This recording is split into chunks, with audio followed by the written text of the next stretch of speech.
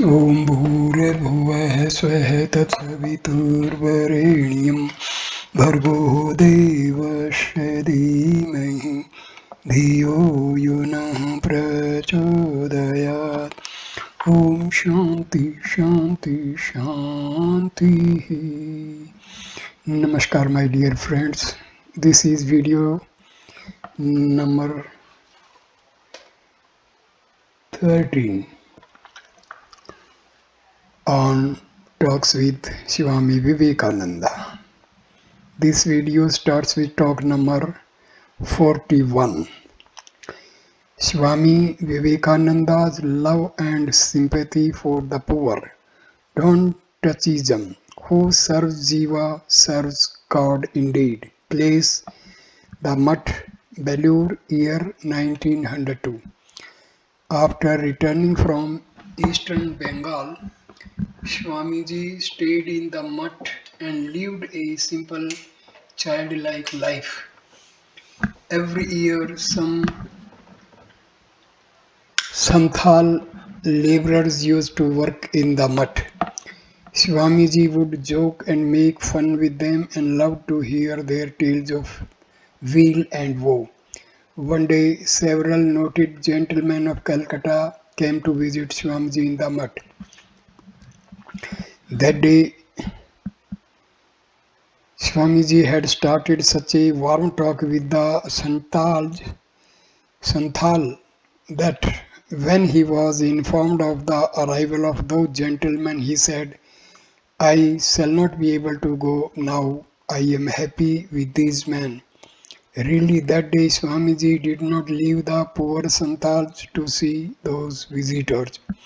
One among the Santals was named Kesta.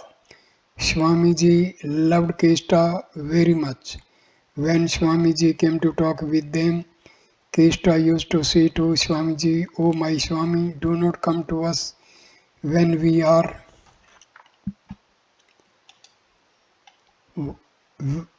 working, for while talking with you our work stops and the supervising Swami rebukes us afterwards." Swamiji would be touched by these words and say, No, he will not say anything. Tell me a little about your part of the country. Saying which he used to introduce the topic of their worldly affairs. One day Swamiji said to Kesta, Well, will you take food here one day? Kesta said, We do not take food touched by you. If you put salt in our food and we eat it, we shall lose our caste. Swamiji said, Why should you take salt? We will prepare curry for you without salt. Will you then take it? Kesta agreed to it. Then at the orders of Swamiji, bread, curry, sweets, curds, etc. were arranged for the Santhals and he made them sit before him to eat. While eating, Kesta said, Whence have you got this thing? We have never tasted anything like this. Swamiji, feeding them, sumptuously said, You are Narayana's God manifest. Today I have offered food to Narayana. The service of Dridra Narayana, God in the poor, about which Swamiji spoke, he himself performed one day like this. After meals, the Santhals went for rest, and Swamiji, addressing the disciples, said, I found them the veritable embodiment of God, such simplicity, such sincere gentleness, love, and I have seen nowhere else. Then, addressing the sannyasis of the Mutt, he said, See how simple they are. Can you mitigate their misery a little? Otherwise, of what good is the wearing of the Girva robe? Sacrifice of everything for the good of others is real sannyasa. They have never enjoyed any good thing in life. Sometimes I feel a desire to sell the mutt and everything and distribute the money to the poor and destitute. We have made the tree our shelter. Alas, the people of the country cannot get anything to eat, and the heart how can we have the heart to raise food to our mouths?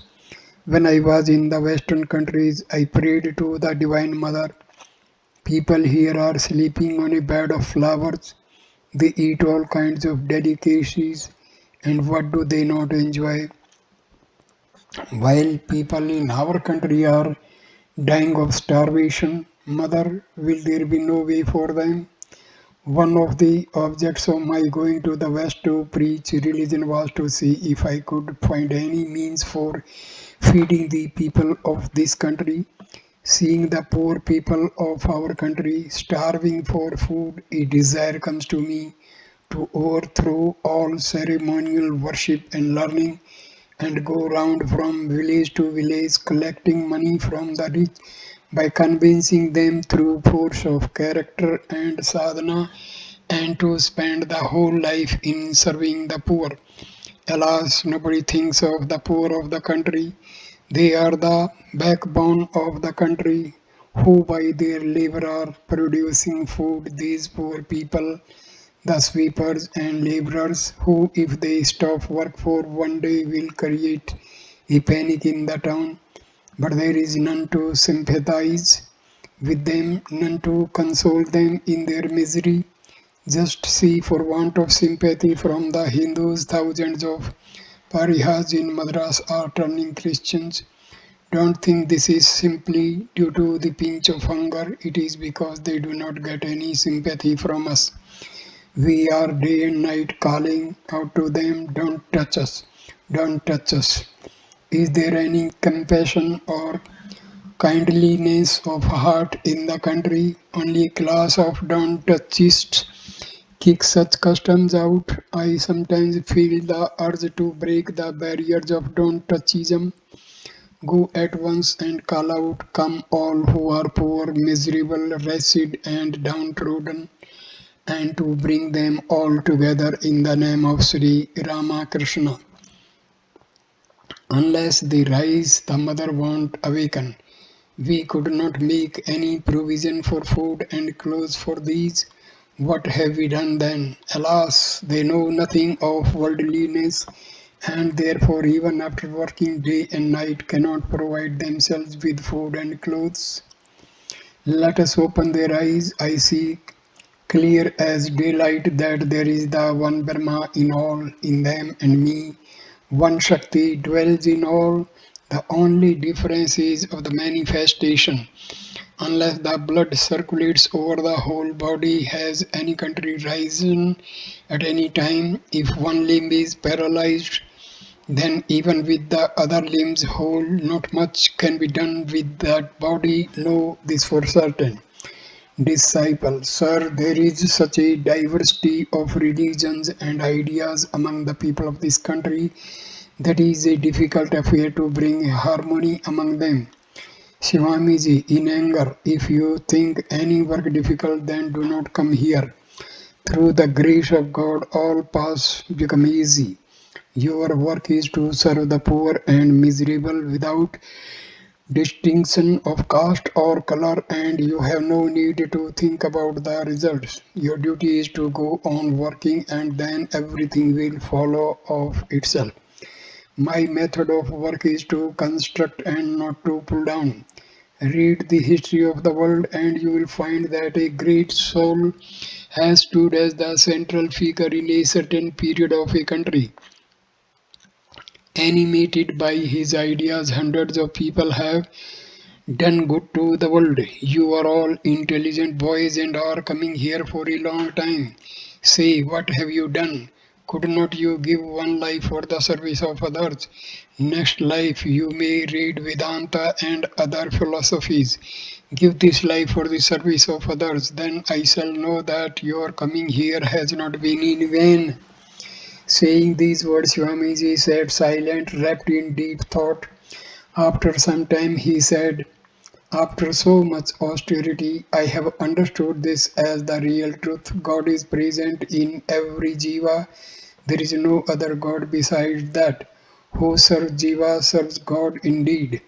After some pause, Swamiji addressing the disciples said, "What I have told you today, inscribe in your heart. See that you do not forget it." Chapter number 42, talk number 42. Life at the Belur Mutt in early days. Swami Vivekananda's reminiscence of Baranagar Mutt, rigors of monastic vow. Place the Mutt, Belur, year 1902, beginning. It was Saturday, and the disciple came Saturday, and the disciple came to the Mutt just before evening. An austere routine was being followed now at the Mutt regarding spiritual practices. Swamiji had issued an order that all brahmacharis and sannyasis should get up very early in the morning and practice japam and meditation in the worship room. Swamiji was having little sleeping during these days and would rise from bed at 3 in the morning. On the disciple saluting Swamiji just after his appearance at the mutt, he said, "Well, see how they are practicing religious exercises here nowadays. Everyone passes a considerable time in japam and meditation on mornings and evenings. Look there, a bell has been procured which is used for rousing all from sleep. Everyone has to get up before dawn." Sri Ramakrishna used to say, "In the morning and evening, the mind remains highly imbued with the sattva ideas. Those are the times when one should meditate with earnestness." After the passing away of Sri Ramakrishna, we underwent a lot of religious practice at the Badanagar Mutt. We used to get up at 3 a.m. and after washing our face, etc., some after bath and others without it, we would sit in the worship room and become absorbed in japam and meditation. What a strong spirit of dispassion we had in those days. We had no thought even as to whether the world existed or not. Ramakrishnananda busied himself day and night with the duties pertaining to Sri Ramakrishna's worship and service, and occupied the same position in the mutt as the mistress of the house does in a family. It was he who would procure, mostly by begging, the requisite articles for Sri Ramakrishna's worship and our subsistence. There have been days when the japam and meditation continued from morning till 5 or 5 in the afternoon. Ramakrishnananda waited and waited with our meals ready till at last he would come and snatch us from our meditation by sheer force. Oh, what a wonderful constancy of devotion we have noticed in him. Disciple, sir, how you used to meet the mutt expenses then? Swamiji, what a question. Well, we were sadhus, and what would come by begging and such other means would be utilized for defraying the mutt expenses. Today, both Suresh Babu and Balram Babu are no more. Had they been alive, they would have been exceedingly glad to see this mutt. You have doubtless heard Suresh Babu's name. He was in a way the founder of this mutt. It was he who used to bear all the expenses of the Baranagar mutt. It was this Suresh Mitra who used to think most for us in those days. His devotion and faith have no parallel. Disciple, sir, I have heard that you did not see him very often at his deathbed. Swamiji, we could only do it if we were allowed by his relatives. Well, it is a long tale, but now this for certain that among worldly people it is of little count to your relatives and kinsmen whether you live or die. If you succeed in leaving some property, you will find even in your lifetime that there has been set up a brawl over it in your household. You will have no one to console you in your deathbed, not even your wife and sons. Such is the way of the world. Referring to the past condition of the Mutt, Swamiji went on, owing to want of funds, I would sometimes fight for abolishing the Mutt altogether, but I could never induce Ramakrishnananda to accede to the proposal. No Ramakrishnananda to be the central figure of the Mutt. There have been days when the Mutt was without a grain of food. If some rice was collected by bagging, there was no salt to take it with. On some days there would be only rice and salt, but nobody cared for it in the least. We were then being carried away by a tidal wave of spiritual practice. Boiled bimba leaves, rice and salt. This was the menu for a month at a stretch. Oh, those wonderful days! The austerities of that period were enough to dismay supranatural beings, not to speak of man. But it is a tremendous truth that if there be real worth in you, the more are circumstances against you, the more will that inner power manifest itself. But the reason why I have provided for beds and tolerable living in the mutt is that the sannyasis that are enrolling themselves nowadays will not be able to bear so much strain as we did. There was the life of Sri Ramakrishna before us, and that was why we did not care much for privations and hardships. Boys of this generation will not be able to undergo so much hardship, as it is that I have provided for them. If they get just enough food and clothing, the boys will devote themselves to religious practice and will learn to sacrifice their lives for the good of humanity.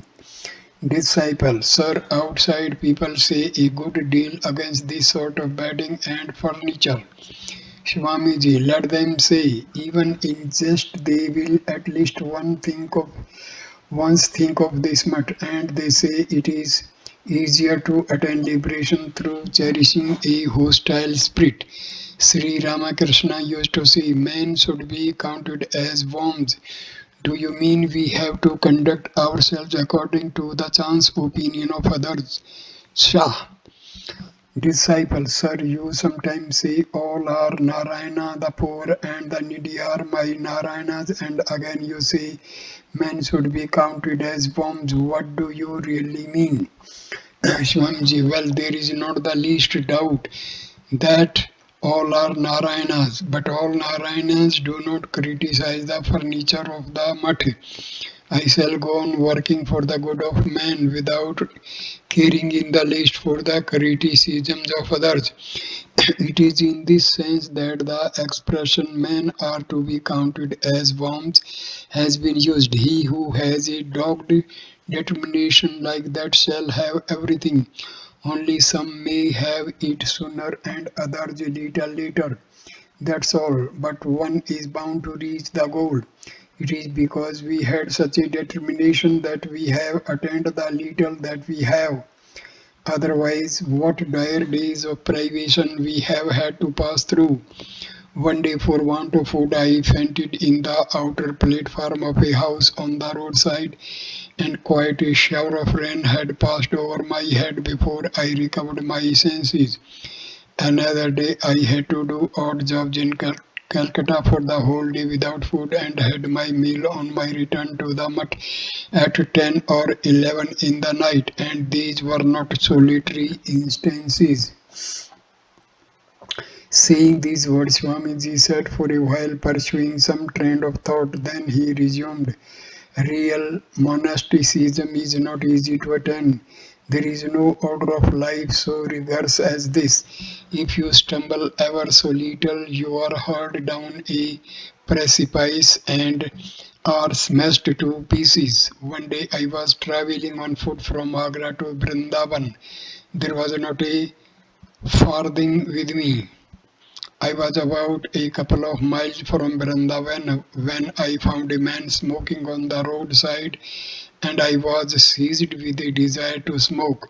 I said to the man, "Hello, will you let me have a puff at your chillum?" He seemed to be hesitating greatly and said, "Sire, I am a sweeper." Well, there was the influence of old sanskaras, and I immediately stepped back and resumed my journey without smoking.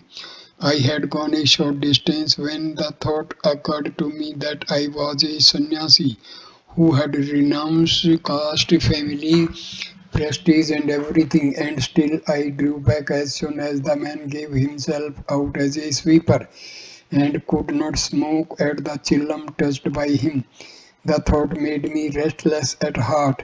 When I had walked on half a mile, again I retraced my steps and came to the sweeper, whom I found still sitting there. I hastened to tell him, "Do prepare a chillum of tobacco for me, my dear friend." I paid no heed to his objections and insisted on having it. So the man was compelled to prepare a chillum for me. Then I gladly had a puff at it and proceeded to Vrindavan. When one has embraced the monastic life, one has to test whether one has gone beyond the prestige of caste and birth, etc. It is so difficult to observe the monastic vow in right earnest. There must not be the slightest divergence between one's words and actions.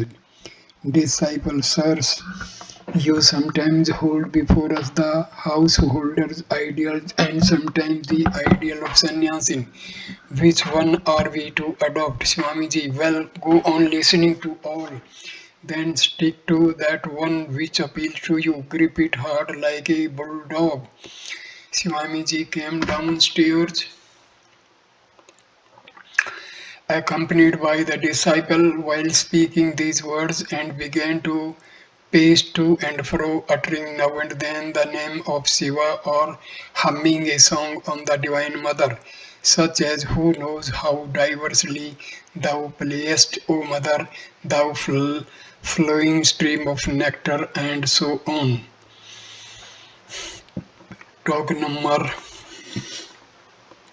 43 on meditation, how to awake the Kundalini.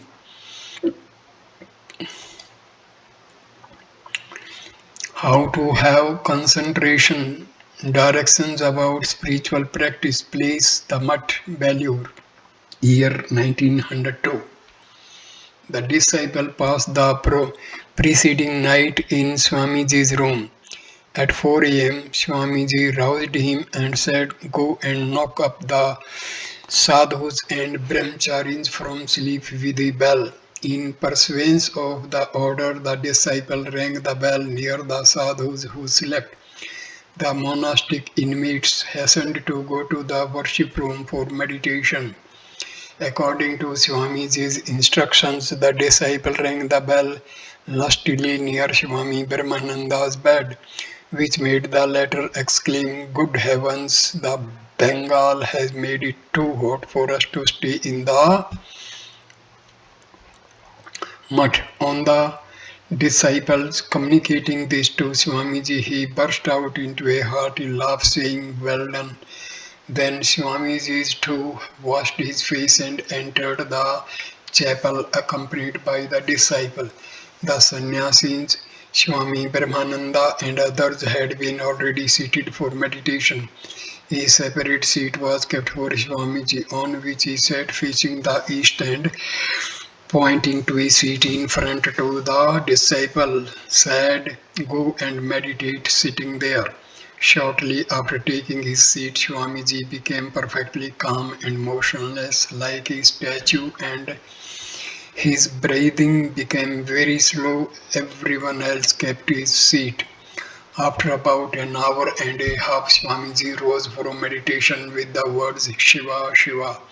His eyes were flushed, the expression placid, calm, and grave. Bowing before Sri Ramakrishna, he came downstairs and paced on the courtyard of the mutt. After a while, he said to the disciple, Do you see how the sadhus are practicing meditation, etc. nowadays?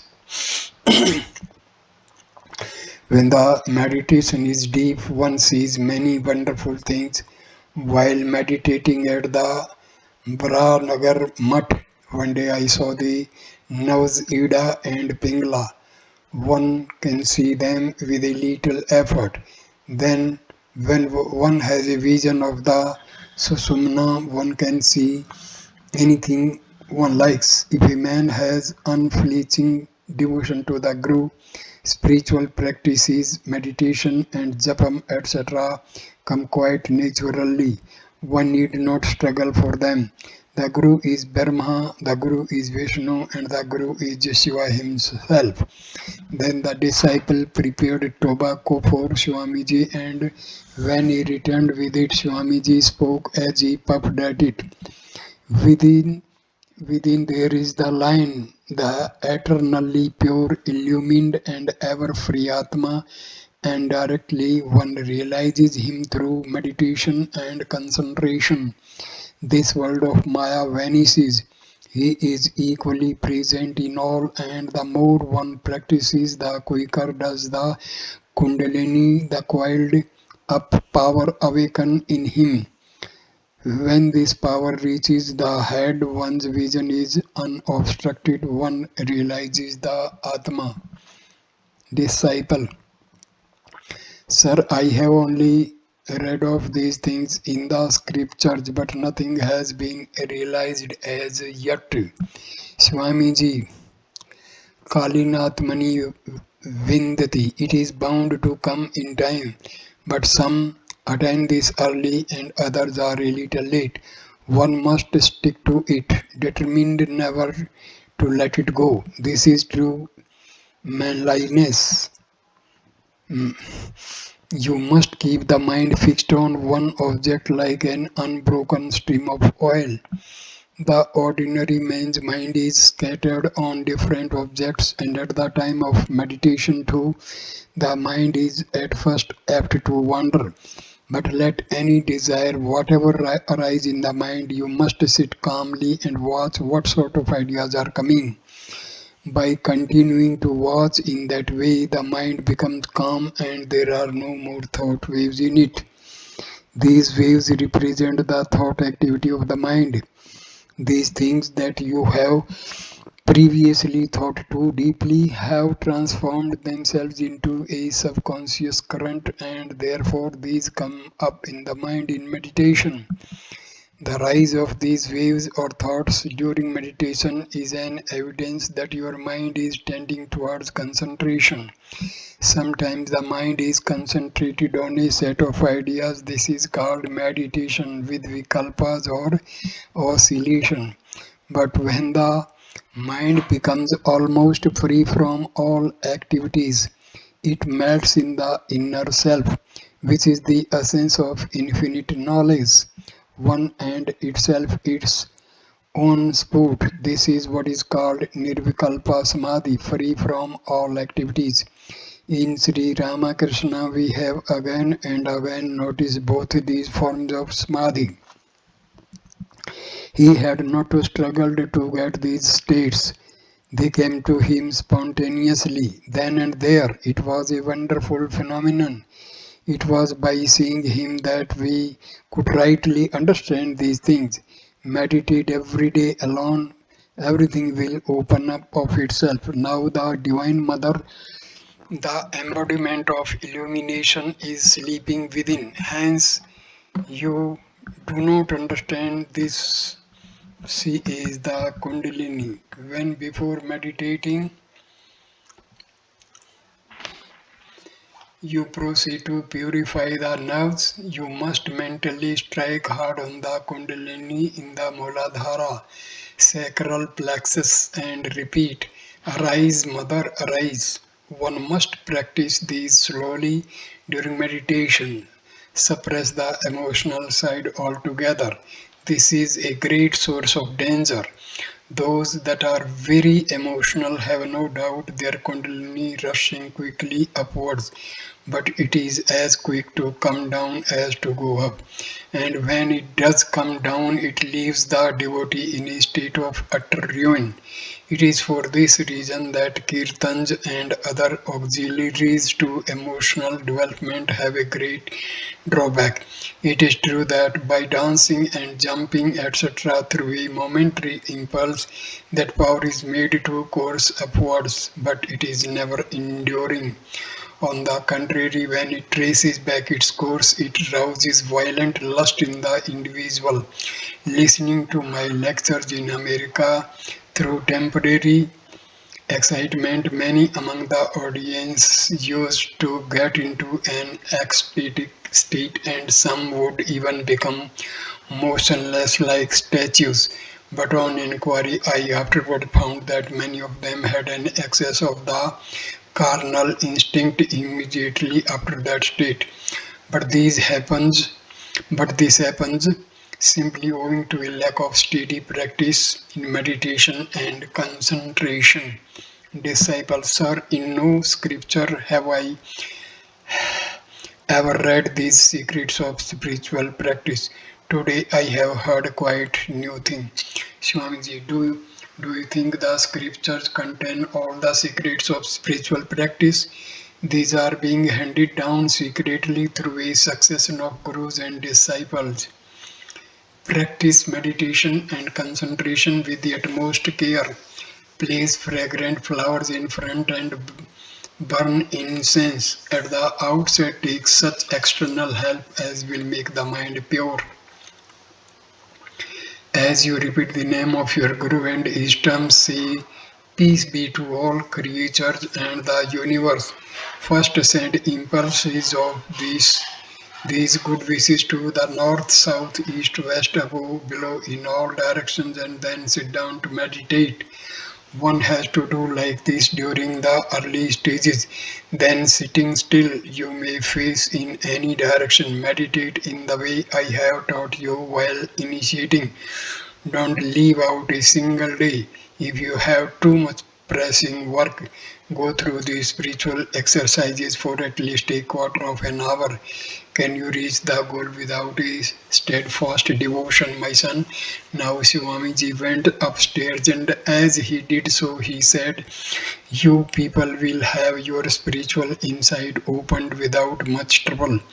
When you have chanced to come here, well, you have liberation and all under your thumb. Now, besides practicing meditation, etc., set yourselves heart and soul to remove to a certain extent the miseries of the world, so full of ways. Through hard austerities, I have almost ruined this body. There is hardly any energy left in this pack of bones and flesh. You set yourself to work now and let me rest a while. If you fail to do anything else, well, you can tell the world at large about the scriptural truths you have studied so long. There is no higher gift than this, for the gift of knowledge is the highest gift in the world.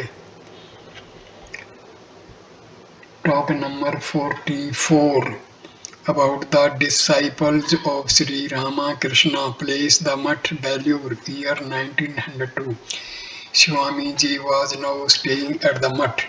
The disciple came to the Mutt and towards the evening accompanied Swamiji and Swami Premananda for a walk.